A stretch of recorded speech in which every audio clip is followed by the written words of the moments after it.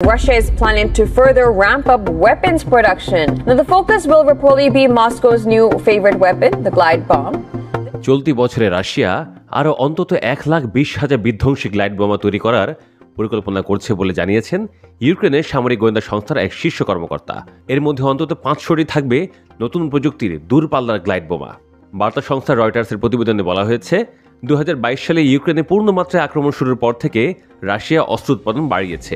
দেশটির প্রতিরক্ষা কারখানাগুলো এখন 24 ঘন্টা চালু থাকে।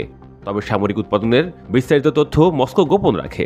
এজন্য রয়টার্স রাশিয়া 2025 সালে উৎপাদন লক্ষ্যমাত্রা যাচাই করতে পারেনি। ইউক্রেনের প্রতিরক্ষা গোয়েন্দা সংস্থার উপপ্রধান মেজর জেনারেল ভাদিম স্কিবিস্কির দেওয়া এই তথ্য উঠে এসেছে এক সাক্ষাৎকার থেকে। তিনি সংখ্যাটি কিভাবে পেলেন বা আগের উৎপাদন হার কত ছিল তা জানাতে চাননি। তবে তাঁর মতে গ্লাইড বোমা তৈরির ক্ষেত্রে এটি এখন পর্যন্ত রাশিয়ার সবচেয়ে বড় উদ্যোগ।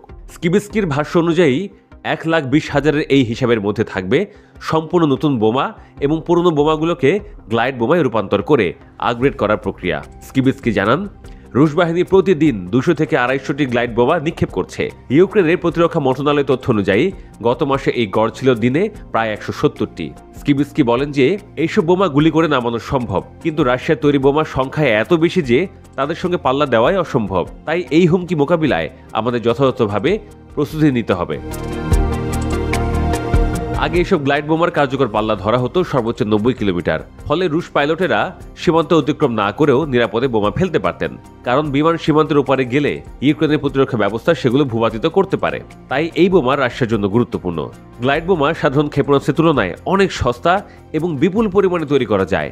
কয়েকশো কেজি বিস্ফোরক বহন করতে পারায় এগুলো বড় ভবন সহ সেনা ঘাঁটিও ধ্বংস করতে সক্ষম। খার্কিভ ও খেরসনের মতো ফ্রন্টলাইন শহরগুলোতে এইসব বোমা দিয়েই ব্যাপক ধ্বংসযজ্ঞ চালিয়েছে রাশিয়া। কিবিস্কি বলেন, রাশিয়া এবার এক নতুন ধরনের গ্লাইড বোমা তৈরি করছে, যা যুদ্ধবিমান থেকে নিক্ষেপের পর 200 কিলোমিটার পর্যন্ত উড়ে যেতে পারবে। চলতি বছরের শেষ নাগাদ এমন 500টি বেশি বোমা তৈরির পরিকল্পনা করছে রাশিয়া। ইউক্রেনের ধারণা, রাশিয়া এই বোমাগুলোর পাল্লা 400 কিলোমিটার পর্যন্ত বাড়ানোর চেষ্টা চালাচ্ছে। এটা করতে পারলে রাশিয়া ক্ষেপণাস্ত্র ছাড়াই ইউক্রেনের বহু শহর টার্গেট করতে পারবে। এ বিষয়ে জানতে রয়টার্স রুশ প্রতিরক্ষা মন্ত্রণালয়ে যোগাযোগ করেছিল, কিন্তু তারা তাৎক্ষণিকভাবে সাড়া দেয়নি।